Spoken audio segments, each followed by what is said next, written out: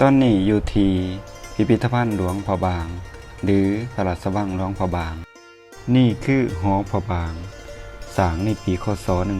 1969 ในรัชกาลของเจ้าชีวิตศรีสว่างวัฒนา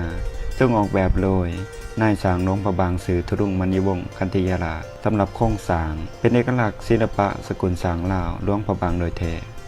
และการก่อสร้างในขณะนั้นยังบ่ทันสำเร็จเถื่อเป็นเพียงก่อสร้างหลักฐานและแต่จำนวนหนึ่งเท่านั้นภายหลังการเปลี่ยนพระราชวังมาเป็นหอพิพิธภัณฑ์แห่งชาติหลวงพระบางในวันที่ 13 เมษายน 1976 ปีคศ 1993 รัฐบาลก็คืออำนาจการปกครองของแข็งได้มอบหอพิพิธภัณฑ์แห่งชาติหลวงพระบาง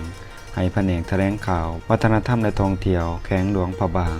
สืบต่อดำเนินการก่อสร้างเป็นแต่ระยะต่อเนื่องกันมาจนสำเร็จสมบูรณ์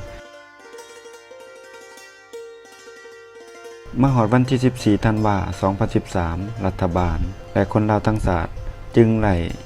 จัดพิธีอัญเชิญองค์พระบางจากหอคำขึ้นประดิษฐานอยู่หอพระบางแห่งนี้จนถึงปัจจุบัน